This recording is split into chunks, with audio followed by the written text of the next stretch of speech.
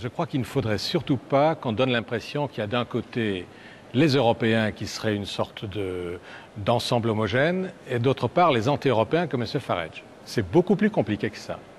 Moi, je me sens absolument pro-européen, mais je suis extrêmement critique par rapport à la politique menée actuellement, disons, au modèle libéral actuellement dominant dans l'Union européenne. Et je pense d'ailleurs qu'il y a une sorte de crise de légitimité de ce modèle qui a traversé toute la législature. Depuis le tout début, avec la mobilisation très très large contre la directive Bolkestein, puis les 3 non au traité constitutionnel et Lisbonne, puis le tollé qu'a suscité la série d'arrêts de la Cour de justice qui justifiait le dumping social et limitait les droits des syndicats, le tollé que ça a provoqué dans le mouvement syndical, et puis même un mouvement social tout à fait emblématique qui a eu lieu à Renaud-Dacia en Roumanie, si vous vous souvenez, pendant 5 semaines, 10 000 salariés qui luttaient contre l'Europe low cost, c'est-à-dire contre la conception libérale de l'élargissement.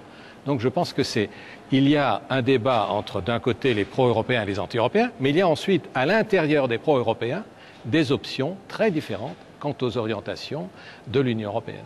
Nous avons établi, et je suis très fier de cela, un État-providence social très bon dans l'Union européenne. Mais ce que nous devons reconnaître, et c'est en train de devenir de plus en plus évident depuis ces 10-15 dernières années, c'est que nous vivons dans un monde dans lequel l'économie, les contours de l'économie mondiale sont dessinés sur les ordinateurs des campus de la côte ouest des États-Unis, dans les centres d'appels téléphoniques en Inde, dans les usines chinoises. Et à moins que l'Europe ne soit compétitive dans ce monde, nous n'avons aucune chance d'offrir à nos concitoyens le niveau de vie qu'ils sont en droit de rechercher. Ce qui signifie qu'être compétitif implique nombre de réformes. Et les socialistes se sont opposés à certaines d'entre elles. Des réformes telles que de grands investissements dans la recherche et les technologies, des réformes comme la déréglementation du marché du travail, ou encore des réformes assurant de plus grandes chances dans l'économie pour les entrepreneurs. Nous passons à Mme Muscardini qui avait tout à l'heure demandé de répondre. Je pense qu'on doit être très clair parce que les citoyens, on a besoin de connaître la réalité. Et je pense que dans ce moment, on a vu que c'est le système qui est en crise. C'est en crise parce qu'on n'a pas eu la capacité à niveau mondial d'être capable de donner de nouvelles règles à la mondialisation. Et c'est pour ça que je pense que pour l'Europe, c'est très important une réforme de l'Organisation mondiale du commerce. Si on veut donner aux citoyens la capacité d'être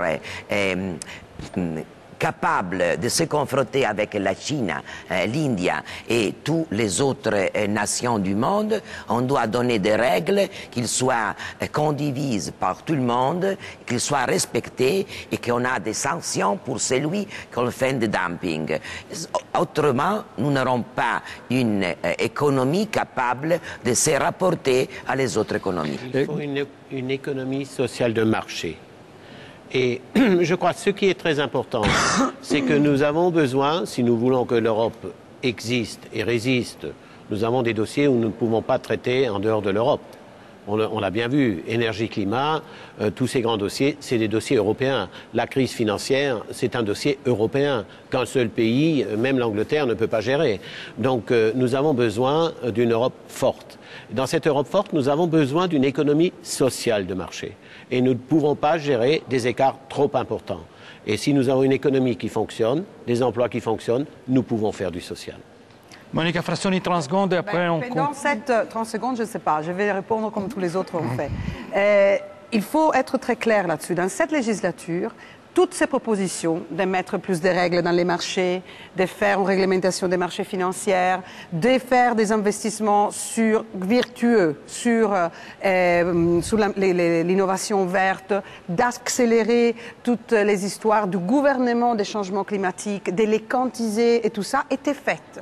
Parfois, elles ont été adoptées, mais après, le Conseil ne les a pas adoptées et la Commission ne les a pas adoptées. Donc, je pense qu'une des raisons des scepticismes qui ont été cités est aussi le fait que l'Europe n'a pas été perçue pendant ces années-ci comme une entité qui donne des solutions positives, même si les propositions, et nous, on était vraiment à la pointe de ces propositions, ont été faites. Donc, dire maintenant que oui, effectivement, on doit faire des nouvelles règlements. C'est juste, mais nous, on l'avait dit, on nous avait dit non, c'est les marchés qui gérera. Et donc, je pense qu'il y a un petit peu de différence à faire entre ceux qui avaient tort et aujourd'hui doivent leur mettre, et ceux qui avaient raison et doivent mettre aussi les règles en face de tout.